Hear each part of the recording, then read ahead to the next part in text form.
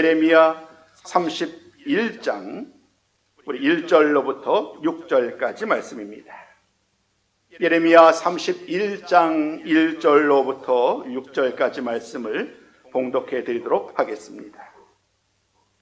여호와의 말씀이니라. 그때에 내가 이스라엘 모든 종족의 하나님이 되고 그들은 내 백성이 되리라. 여호와께서 이같이 말씀하시니라. 칼에서 벗어난 백성이 광야에서 은혜를 입었나니 곧 내가 이스라엘로 안식을 얻게 하러 갈 때에라. 옛적에 여호와께서 나에게 나타나사 내가 영원한 사랑으로 너를 사랑하기에 인자함으로 너를 이끌었다 하였노라. 처녀 이스라엘아, 내가 다시 너를 세우리니 내가 세움을 입을 것이요 내가 다시 소고를 들고 즐거워하는 자들과 함께 춤추며 나오리라. 내가 다시 사마리아 산들의 포도나무들을 심는 자가 그 열매를 따기 시작하리라. 에브라임 산 위에서 파수꾼이 외치는 날이 있을 것이라. 이르기를 너희는 일어나라. 우리가 시온에 올라가서 우리 하나님 여호와께로 나아가자 하리라. 아멘. 사랑하는 성도 여러분, 반갑습니다. 우리 이 시간 오늘 귀한 하루 주심에 감사합니다. 하나님 오늘도 복된 하루 주심에 감사합니다. 이 귀한 주일을 맞아요 서로 인사를 나누시는 시간 되었으면 좋겠습니다. 우리 한 분 한 분 옆에 분들을 바라보시며 인사를 나누시지요. 반갑습니다. 사랑합니다. 환영합니다. 오늘은 종교개혁 주일로 드리는 날이지요. 1517년 10월 31일 독일의 비텐베르크 성 그 교회 정문에 아주 95개조나 되는 장문의 글이 내걸리게 됩니다. 마틴 루터라고 그 당시 이제 수사였지요. 이 수사가 당시 가톨릭 교회가 일반화되어 있었던 바로 이 면죄부 판매와 관련하여서 그에 대한 항의서로 이 95개조나 되는 그런 방법문을 발표를 하게 된 것입니다. 그 내용은 어떤 내용이냐면 크게 두 가지로 요약할 수 있습니다. 첫 번째는 죄에 대한 이야기예요. 죄는 돈으로 사함받을 수 없다는 거예요. 죄는 돈으로 사함받는 것이 아니라 오직 회개로 말미암아 사함을 받을 수 있다. 또 한 가지, 교황에 대한 이야기였습니다. 교황이 아무리 신과 같은 권위를 행사하고 있지만 그러나 교황을 향해 교황은 어떤 죄도 사할 수 없고 또 교황의 권위 역시 절대적일 수 없다라고 비판을 합니다. 이 면죄부와 교황의 절대 주권에 대한 이야기를 통하여 그 당시 마틴 루터의 이 95개조의 반박문은 엄청난 파문을 일으키게 됩니다. 그리고 그 사건을 통하여 종교개혁의 발단이 되지요. 마틴 루터를 이어지는 많은 종교개혁자들이 있습니다. 또 다른 종교개혁자들이 이제 저마다 그 모든 상황을 다 함께하면서 저마다 또 다른 기치를 내겁니다. 그래서 중세시대에 그 가톨릭 당시의 교황 절대권이 지배던 그 당시에 다시 한번 말씀으로 돌아가야 한다고, 다시 한번 말씀이 중심이 되는 그러한 교회를 세워야 된다라고 그들이 힘써 외치고 또 외친 것입니다. 그래서 오늘 우리는 이 500년이라는 세월이 흐른 다음에 그 종교개혁의 그 모든 사상들을 다 정의한 다음에 이 세 가지로 요약하는 거지요. 오직 말씀, 오직 믿음, 오직 은혜. 이것은 다른 것이 아닙니다. 이미 오래전부터 변함없이 하나님께서 우리에게 말씀하셨던 것, 은혜요, 믿음이요, 말씀이었지만 어느 순간 교황이 모든 나라를 다스리는 그 상황 속에서 말씀은 점점 사라지고 능력도 사라지는, 믿음도 사라지는 그러한 시대가 1000년이라는 긴 세월 동안 지속되어 왔고, 이런 상황 속에서 다시 한번 교회는 하나님의 말씀을 따라 믿음으로 은혜로 살아가야 한다는 이런 놀라운 사실을 선포하기에 이른 것입니다. 사랑하는 성도 여러분, 그러한 1517년의 일을 통하여 그 후로 우리 교회는, 우리 기독교는 매년 10월의 마지막 주일을 종교개혁 주일로 드리고 있는 것이지요. 오늘은 1517년부터 계산하면 503주년이 되는 해가 바로 오늘 2020년입니다. 오늘 그래서 이 503주년 종교개혁 기념주일로 함께 예배를 드리게 된 것입니다. 오늘 이 시간을 맞이해서 예레미야 31장 본문을 가지고 말씀을 나누고 싶어요. 교회를 다시 세우는 일과 관련하여서 이 예레미야 31장 말씀은 우리들에게 많은 것을 시사해 주기 때문입니다. 왜냐하면 하나님께서는 오늘 예레미야 선지자를 통하여 다시 한번 이스라엘을 돌아오게 하시고 그들로 하여금 다시 세우셔서 하나님의 백성으로, 하나님의 거룩한 백성으로, 하나님의 구별된 나라로 그들을 사용하시겠다라고 다시 한번 선포하고 있습니다. 코로나 바이러스로 인하여서 한동안 7개월, 8개월 이상 엄청난 많은 어려움을 겪고 있고, 또 당장 지난 주말에도 옥길동 지역에서 많은 또 확진자가 나왔다는 그런 매스컴의 소식을 들었습니다. 가슴이 철렁 내려앉습니다. 혹여나 우리 주변에서 일어난 일이기 때문에 우리 교회 성도들은 어떠신지, 혹여나 우리 성도님들 중에서 자신도 모르는 사이에 또 그분들을 만나서 이렇게 교제를 나누신 것은 아닌지, 얼마나 민감하게 그런 매스컴의 내용을 만나게 되는지도 몰라요. 카톡을 통하여 그런 소식을 듣게 된 다음에 마음속에 그러한 어떤 안타까움과 염려를 사실 떨쳐버릴 수가 없었습니다. 그런 과정 속에서도 오늘 이 예레미야 31장 말씀을 통하여 오늘을 살아가는 우리들에게 이 교회를 향하여 주시는 하나님의 말씀을 힘써 전하고 싶었습니다. 왜냐하면 여전히 아무리 세상에서 교회를 향하여 손가락질을 한다고 할지라도 교회는 세상의 희망이기 때문입니다. 오늘 이 시간 이 귀한 하나님의 말씀을 통하여 하나님의 영원한 사랑과 은혜가 그 이스라엘에게 어떠한 은혜를 주시고 어떻게 그들을 인도하셨는지, 또 이 귀한 말씀을 통하여 오늘 우리들의 믿음을 다시 한번 굳건히 세우는 귀한 시간이 되기를 주님의 이름으로 부탁을 드리겠습니다. 오늘 첫 번째 말씀을 전하고자 합니다. 오늘 1절과 3절 말씀을 통하여 이렇게 첫 번째 말씀을 시작하고자 합니다. 하나님께서 이스라엘을 돌아오게 하실 것입니다. 오늘 예레미야는 주전 626년부터 586년까지 활동했던 선지자입니다. 그의 사역의 대부분은 유다를 향한 경고의 내용입니다. 유다가 하나님의 말씀을 따라 살지 못했기 때문에 그들은 바벨론에 의하여 멸망을 당할 것이다. 이것은 결코 피할 수 없는 일이다. 반드시 그들은 바벨론에 의해서 멸망을 당할 것이고, 그러나 그 시간은 결코 헛된 시간은 아닐 것이다. 이 모든 시간을 통하여 그들이 다시금 새롭게 거듭나고 새롭게 하나님의 백성으로서 감당할 그러한 시간이 이 포로의 기간이 될 것이다 라고 아주 가장 강력한 말로, 생생한 말로 예언했던 선지자가 바로 예레미야 선지자입니다. 그러나 기억할 것은 이 예레미야 선지자가 비단 바벨론에 의하여 멸망을 당할 것이다 라는 말씀만을 전하지는 않았다는 거예요. 그들에게 하나님의 말씀을, 또 다른 약속의 말씀이 임하였는데 그들이 때가 되면 다시 돌아오게 된다는 거예요. 하나님께서 택한 때가 있고 하나님께서 예정하신 때가 있고 그 때가 되면 그들을 포로에서 돌아오게 하신다. 이것이 바로 오늘 예레미야 선지자가 이스라엘 백성들을 향하여, 유다 백성들을 향하여서 선포하였던, 예언하였던 말씀의 내용입니다. 오늘은 그 중에서 두 가지 말씀만 여러분과 함께 나누고자 합니다. 드디어 때가 되면 하나님의 그들을 돌아오게 하신다고 그랬는데, 예레미야 선지자는 29장 14절과 30장 3절 말씀을 통하여 이렇게 예언한 바 있습니다. 우리 한번 먼저 29장 14절 말씀을 함께 읽습니다. 시작. 이것은 여호와의 말씀이니라.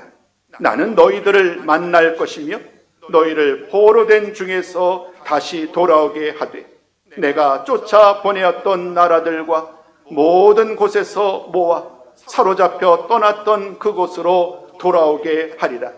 이것은 여호와의 말씀이니라. 아멘. 계속해서 30장 3절도 함께 있습니다. 시작. 보라, 내가 내 백성 이스라엘과 유다의 포로를 돌아가게 할 날이 오리니 내가 그들을 그 조상들에게 준 땅으로 돌아오게 할 것이니 그들이 그 땅을 차지하리라. 여호와께서 말씀하시니라. 아멘. 오늘 함께 나눴던 이 두 구절 말씀을 보면 하나님은 이렇게 말씀해 주셨어요. 내가 너희를 만나겠다. 사랑하는 성도 여러분, 포로로 잡혀간 잡혀가게 될 이스라엘 백성들에게 그들의 마음은 어땠을까? 그들의 마음은 어떠할까? 아무도 버림받은 그런 모습으로 살아가지 않았을까라는 생각이 들게 됩니다. 그러나 하나님은 그런 그들을 결코 홀로 두지 아니하고 내가 다시 만날 것이며 그들을 다시 돌아오게 하실 것이다 라고 말씀하여 주셨고, 그리고 맨 마지막 이렇게 결론을 내립니다. 이것은 여호와의 말씀이다. 예레미야 선지자가 한 말이 아니라, 일개 한 사람이 한 말이 아니라 하나님의 말씀이기에 이 말씀은 반드시 이루어진다라고 오늘 예레미야 선지자는 하나님의 말씀을 대언하면서 다시 한번 그들에게 희망을 주는 거예요. 물론 오늘 이 예레미야가 이 말씀을 전할 때는 아직 바벨론에 의해서 최종 멸망을 당하기 이전입니다. 약 6개월 전이에요. 그러니까 그들은 오늘 이 말의 의미가 생생하게 전해질 리가 없지요. 아니, 우리가 망할 리가 있을까? 하나님이 함께하고 성전이 이곳에 함께 있는데 과연 우리가 멸망할까? 의구심을 갖는 수많은 사람들에게 여전히 예레미야는 그들의 그러한 이야기에도 아랑곳하지 아니하고 이 말씀을 전하고 또 하나님께서 그들을 돌아오게 하실 것이라는 이러한 말씀을 변함없이 그들에게 선포하고 있는 예레미야를 만나게 됩니다.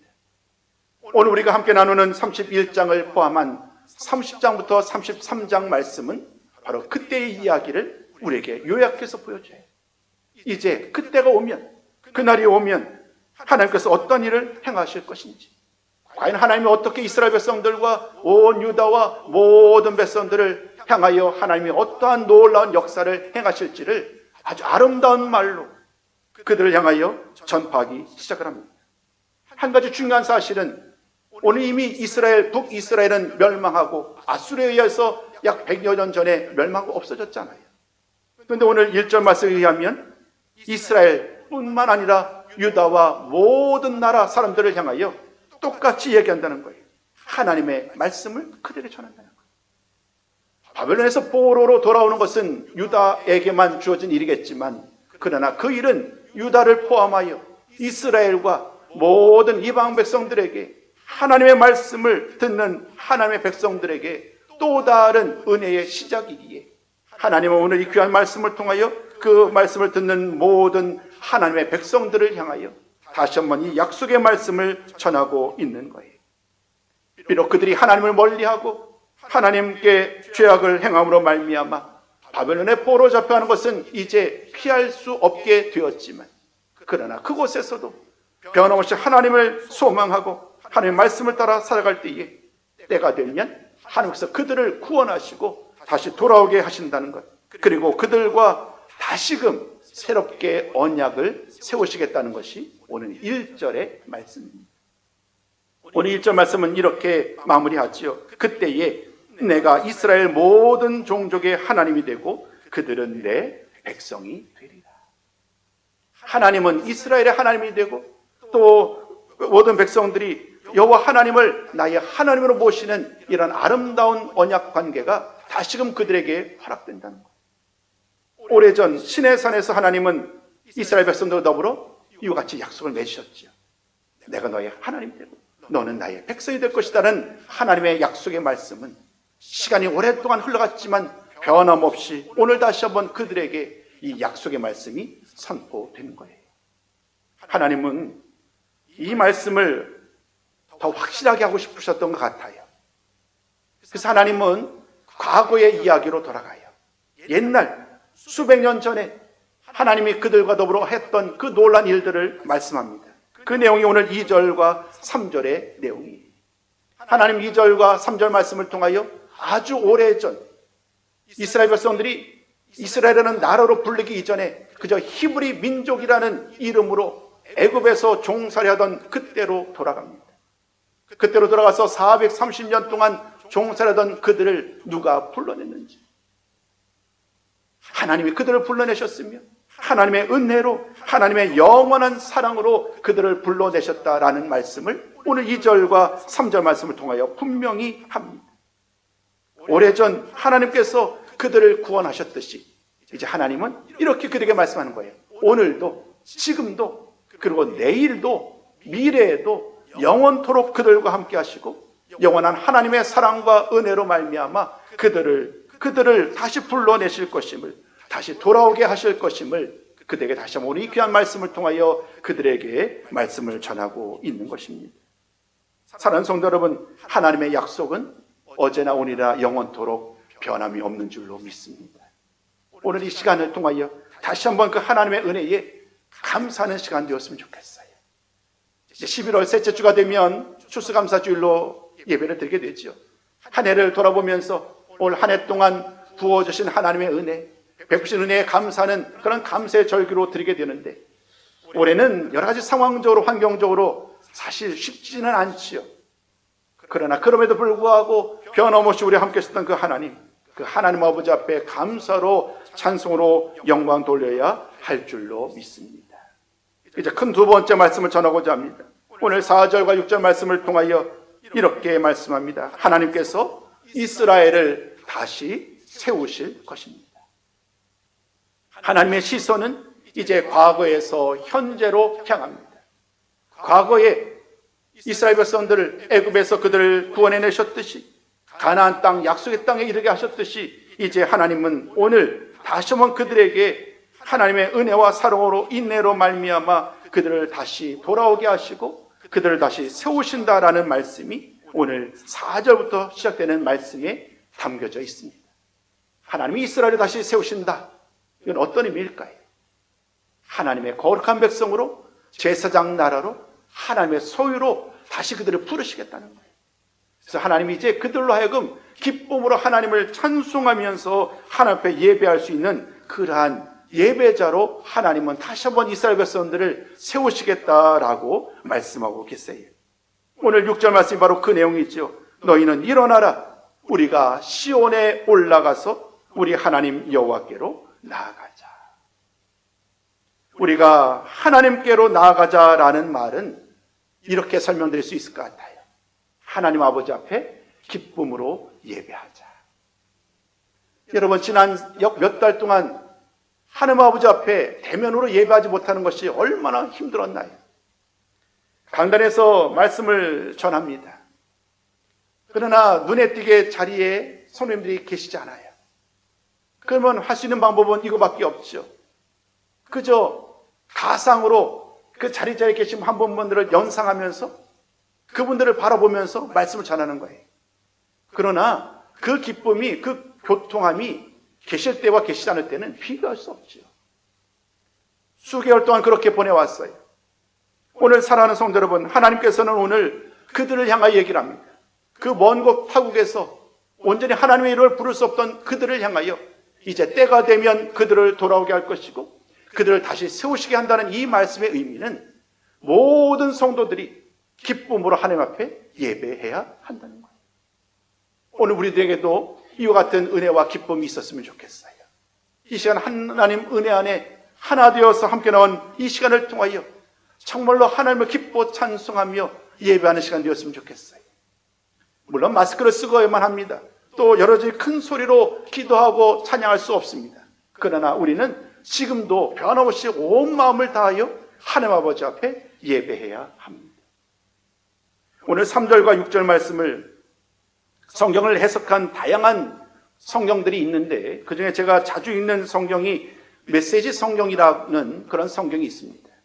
그 성경 말씀에서 오늘 3절과 6절 말씀을 여러분에게 좀 읽어드리려고 그래요. 참 저에게는 아주 귀한 도전이 되는 그러한 말씀이었어요. 화면에도 준비가 되어 있으니까 함께 보셔도 될 것 같습니다.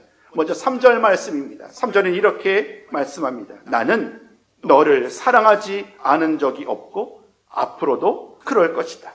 사랑을 기대하여라. 더 많이 기대하여라. 6절은 또 이렇게 말하나요? 일어나라. 시온으로 가자. 우리 하나님을 만나러 가자.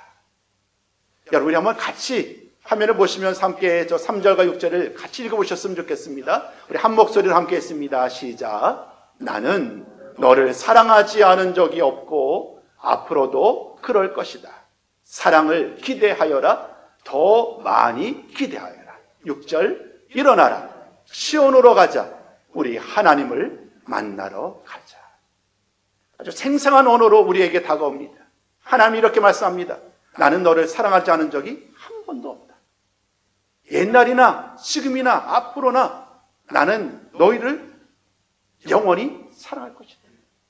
이제 나의 사랑을 한번 기대해 보라고. 하나님이 어떻게 그들에게 그 놀라운 사랑을, 영원한 사랑을 그들에게 보여줄지 기대하는 마음을 가지고 사모하고 기다리라 라고 말씀해요. 또 오늘 6절에 이렇게 말하잖아요. 일어나라, 시온으로 가자. 우리 하나님을 만나러 가자. 하나님을 만나러 간다는 것은 다른 것이 아니죠. 기쁨으로 예배하자. 시온으로 올라가서 우리 모두 하나님 아버지 앞에 기쁨과 감사로 예배합시다 라고 이야기하는 이 희망의, 이 소망의 메시지가 오늘 6절까지의 말씀을 통하여 선포된 것입니다. 하나님은 다시 한번 이스라엘을 세우시고 그들을 통하여 하나님의 거룩한 백성을 통하여 거룩한 예배로 영광을 받으실 줄로 믿습니다. 그리고 그 은혜는, 그 놀라운 특권은 그들만이 아니라 오늘 우리들에게도 허락된 하나님의 은혜요 복인 줄로 믿습니다. 지금 이 시간 우리 모두 기쁨으로 감사로 하나님 아버지 앞에 예배 드려야 합니다.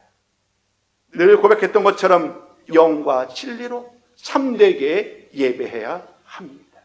바로 지금이 하나님 앞에 예배할 때이기 때문입니다. 이제 큰 세 번째 말씀을 전하고자 합니다. 오늘 본문 말씀 이어지는 7절부터 14절까지 말씀을 통하여 큰 세 번째 말씀을 함께 나누고자 합니다. 하나님께서 이스라엘로 만족하게 하실 것입니다. 하나님께서 이스라엘로 만족하게 하신다라는 말씀의 내용이 어떤 내용일까요? 이제 하나님은 여러 민족들을 향하여 이야기를 합니다. 이스라엘 민족뿐만 아니라 주변의 모든 민족들을 향하여 권면의 말을 합니다. 그 말의 내용은 이와 같은 내용입니다. 이제 앞으로 얼마 후면 이스라엘 백성들이 포로에서 돌아오게 될 터인데 너희들은 양 길거리에 서서 그 돌아오는 이스라엘 모든 백성들을 위하여 기쁨으로 노래하고 그들을 향하여 칭찬하고 그들을 향하여서 응원하라는, 환호하라는 그런 말씀이 오늘 7절부터 시작돼요. 포로에서 돌아오는 기쁨은 1차적으로 하나님의 백성 이스라엘에 주시는 하나님의 은혜요 복이잖아요. 오늘 7절 말씀은 놀랍게도 그 기쁨은 비단 이스라엘 백성들만이 아니라 모든 민족들이 함께 누려야 할 복이다라고 하나님이 지금 말씀하고 계시는 거예요. 여러분 궁금하지 않으세요? 지금 이스라엘 백성들이 돌아오는 것이 왜 그들에게 기쁨이 될까요? 이 말씀의 의미를 깨닫기 위해서는 우리는 창세기 12장 3절로 돌아가셔야 됩니다. 창세기 12장 1절로부터 3절은 하나님이 아브라함을 부르시고 그와 더불어 언약을 맺는 내용을 담고 있습니다. 그 언약의 실체는 세 가지 단어로 요약되죠. 땅, 씨, 복입니다. 그들에게 거룩한 땅을 허락하실 것이고 그들로 큰 민족이 되게 하시고 그들에게 복을 주시겠다는 거예요. 저는 이것을 땅, 씨, 복이라는 이 세 단어로 기억을 합니다. 근데 여러분 맨 마지막 3절 말씀에 어떤 말씀이 있느냐 하면 그렇게 얘기를 합니다. 아브라함을 축복하는 자에게는 내가 그에게도 축복을 하겠다. 아브라함을 저주하는 자에게는 내가 그에게 저주를 내리겠다라고 하나님은 말씀하셨어요. 이것은 아브라함과 더불어 맺은 언약이요 이스라엘과 더불어 맺은 하나님의 언약이지요. 오늘 이스라엘 백성들이 바벨론에서 돌아올 때에 모든 민족들이 왜 그에게 칭찬과 기쁨으로 노래를 하고 그들을 환호하고 맞이해야 합니까? 그들에게 축복하고 그들에게 기쁨으로 환호할 때에 그 기쁨과 그 복은 그들에게 돌아가기 때문인가요? 여호와 하나님은 이스라엘의 하나님이시지만 이스라엘만의 하나님이 아니시라는 사실을 우리는 이 시간 잊지 말아야 합니다. 하나님은 이러한 놀라운 구원의 역사를 통하여 이제는 이스라엘을 넘어 모든 민족들이 여호와 하나님을 사모하고 하나님을 바라보는 모든 민족들로 하여금 더불어 함께 하나님의 은혜를 맛보고 하나님의 복을 맛보며 누릴 수 있도록 하나님은 그 길을 열어주신 거예요.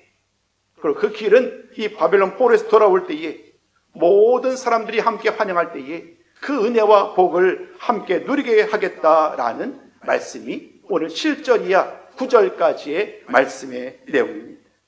오늘 우리 한번 8절과 9절 말씀의 내용을 함께 보셨으면 좋겠어요. 오늘 8절 9절 말씀을 보면 하나님께서 이스라엘 백성들을 땅 끝에서부터 인도하시고 또 모으시고 돌아오게 하신다라고 말씀을 합니다. 그 길은 결코 쉽지 않은 길입니다. 그 길은 힘이 들지만 하나님께서는 그들을 넘어지지 않고 안전하게 보호하신다고. 마치 독수리의 날개로 아름답게 품듯이 하나님께서 그들을 안전하게 돌아오게 하시고 그들로 하여금 참 기쁨으로 만족함으로 그들과 함께 하시겠다라고 말씀하여 주셨습니다. 오늘 그 말씀 중에 한 구절, 9절 말씀만 함께 나눴으면 좋겠습니다. 우리 한번 9절 말씀을 함께 나눕니다. 시작. 그들이 울며 돌아오리니 나의 인도함을 받고 간구할 때에 내가 그들을 넘어지지 아니하고 물 있는 계곡의 곧은 길로 가게 하리라. 나는 이스라엘의 아버지요 에브라임은 나의 장자니라 라고 말씀합니다. 하나님은 그 모든 길을 통하여 그들을 안전하게 돌아가실 것이다라는 약속의 말씀으로 그들과 함께 합니다. 이제 모든 말씀의 마지막 절정의 결과의 이야기는 10절부터 14절 말씀에 담겨져 있습니다. 오늘 본문 1절 이하 6절 말씀은 하나님이 이스라엘 백성들을 돌아오게 하신다는 약속의 말씀이라고 한다면, 또 7절부터 9절까지 말씀이 이제 하나님께서 그들을 어떻게 돌아오게 하실 것인지에 대한 약속이라고 한다면, 오늘 10절부터 14절 말씀은 이스라엘 백성들이 바벨론에서 돌아올 때에 어떠한 모습으로 그들이 돌아오게 될지, 하나님은 이스라엘의 회복과 하나님의 그 복에 대한 이야기로 이스라엘 백성들을 감동시키고 있습니다.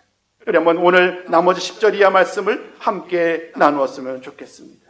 하나님은 오늘 10절 이하 14절 말씀을 통하여 이렇게 말씀합니다. 온 땅에 구원의 하나님을 전파하라고 말씀하면서 그들을 향해서 이렇게 말합니다. 포로에서 돌아와 이스라엘 백성들이 이제는 시온에 이르게 될 터인데 그때가 되면 그들은 더 이상 근심하거나 두려워하지 아니하고 기뻐하며 즐거워하게 될 것이다. 그리고 하나님의 복을 누리게 될 것이다 라고 이야기합니다. 저의 말씀보다 성경 말씀이 더 강력할 거예요. 우리 이 시간은 13절과 14절 말씀을 통하여 그때에 이스라엘 백성들이 누리게 될 이 놀라운 기쁨을, 그 생생한 기쁨을 함께 나누었으면 좋겠습니다. 그러면 13절과 14절 말씀을 함께 읽습니다. 시작. 그때에 처녀는 춤추며 즐거워하겠고 청년과 노인은 함께 즐거워하리니 내가 그들의 슬픔을 돌려서 즐겁게 하며 그들을 위로하여 그들의 근심으로부터 기쁨을 얻게 할 것입니다. 내가 기름으로 제사장들의 마음을 흡족하게 하며 내 복으로 내 백성을 만족하게 하리라. 아멘. 여러분, 이 귀한 말씀이 얼마나 우리에게 큰 토지 되는지, 하나님은 오늘 이 귀한 말씀을 통하여 그때의 모든 사람들이 춤추며 즐거워하는 그런 아름다운 모습을 보여줍니다. 그들은 모든 슬픔을 다 버리고 이제 기쁨으로, 근심이 기쁨으로 바뀌는 놀라운 은혜를 이제 입게 될 것이고, 저마다 모든 사람들이 하나님이 주신 그 은혜와 축복으로 말미암아 흡족하고 만족하게 행복한 삶을 살게 될 그날을 오늘 본문은 우리에게, 이스라엘 백성들에게 보여주고 있어요. 사랑하는 성도 여러분, 오늘 제503주년 종교개혁주일을 맞아서 교회여 일어나라라는 제목으로 말씀을 전했습니다. 많은 제목이 있겠습니다만은 왜 하필 교회여 일어나라라는 말씀을 전하였을까? 제 마음속에 그러한 고민이 있었습니다. 코로나 사태가 장기화되면 될수록 교회의 역할을 온전히 감당하는 일에 핑계 아닌 핑계로 자꾸 뒤로 물러서는 것이 아닌가.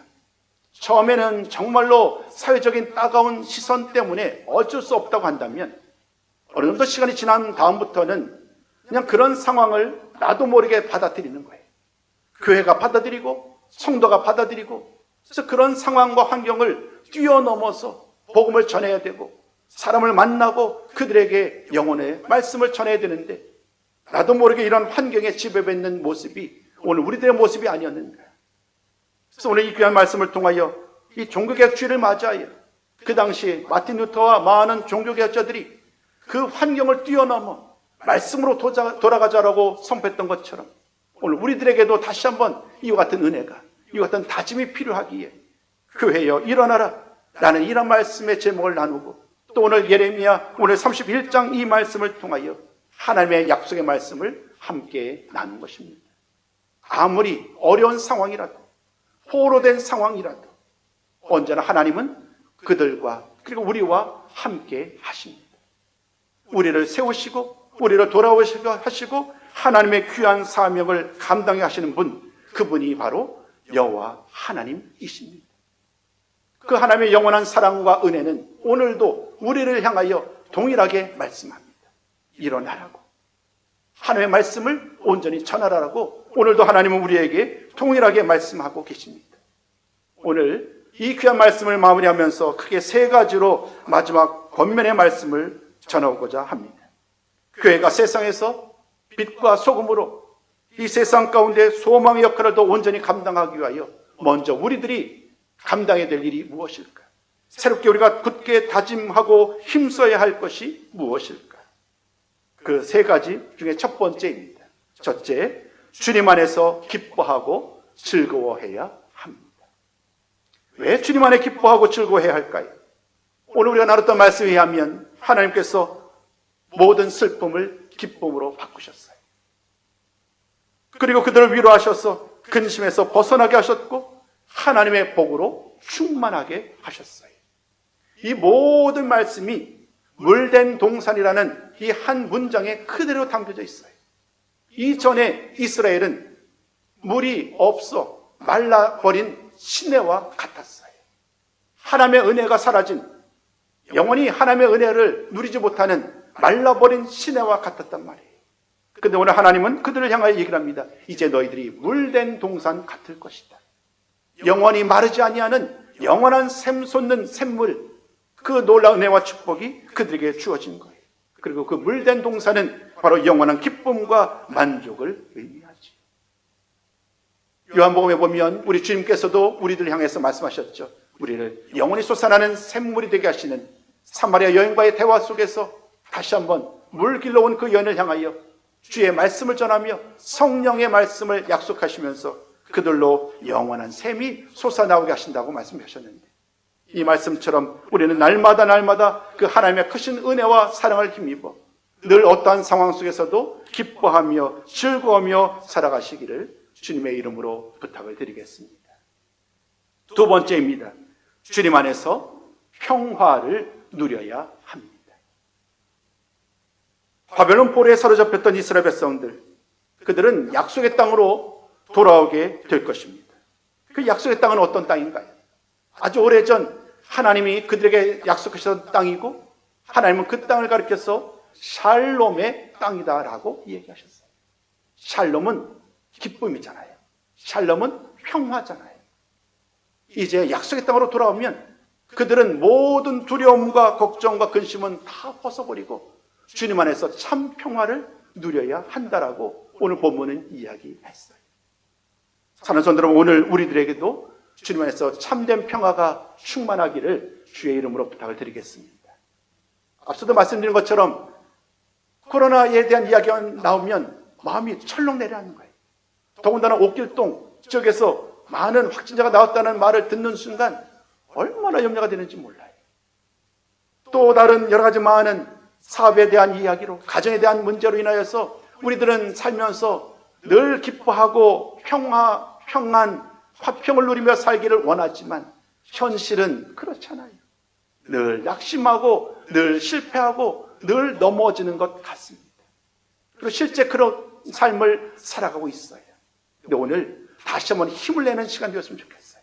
오늘 귀한 말씀을 통하여 주님 안에서 평화를 누리라는 이러한 약속의 말씀을 굳게 부여잡고 어떤 상황 속에서도 두려워하지 아니하고 낙심하지 아니하고 주님이 주시는 평안과 위로로 말미암아 늘 기쁨과 평안 속에 살아가시는 우리 모든 성도님들이 다 되시기를 주님의 이름으로 부탁을 드리겠습니다. 마지막 세 번째입니다. 하나님이 기뻐하시는 예배자가 되어야 합니다. 오늘 예배에 대한 이야기는 계속해서 강조해 드렸어요. 6절에 시온에 올라가서 하나님께로 나아가자. 또 12절에 시온의 높은 곳에서 찬송하자. 이 시온은 바로 하나님의 성소가 성막이 있는 곳이죠. 성전이 세워졌던 곳이잖아요. 그곳으로 돌아가자는 말은 다른 말로 얘기하면 하나님 앞에 예배하기 위하여 올라가자는 거예요. 이제 우리는 다시금 그 포로된 곳에서 약속의 땅으로, 샬롬의 땅으로 돌아왔으니 우리가 할 일, 가장 먼저 할 일은 하나님 아버지 앞에 예배하는 일이다. 오늘 말씀을 통하여 하나님은 그렇게 그들을 향하여 예레미야 입을 통하여 말씀하여 주셨습니다. 오늘 우리들에게도 하나님은 동일하게 말씀하고 계시죠. 여러분, 우리가 힘쓸 일이 무엇입니까? 우리가 늘 포기하지 아니하고 늘 사모하며 늘 힘써 감당해낼 일은 무엇일까요? 아마도 그것은 예배자로 성공하는 것이 아닐까요? 거룩한 예배자로, 신실한 예배자로, 영과 진리로 하나님 앞에 예배할 때에 하나님은 우리들의 그 예배를 받으시고, 오늘 우리에게 주셨던 이런 놀라운 약속의 말씀처럼 날마다 주님 안에서 기뻐하고 즐거워하며 평화를 누리는 삶을 살게 하실 줄로 믿습니다. 오늘도 이 귀한 말씀을 따라 하나님께서 베푸시는 은혜와 사랑을 힘입어, 또 하나님께서 베푸시는 풍성한 복을 힘입어 오늘 함께 나눴던 이 세 가지 약속의 말씀, 주 안에 기쁨과 평화를 누리며 하나님 기뻐하시는 거룩한 예배자로 살아가시기를 주의 이름으로 축원합니다.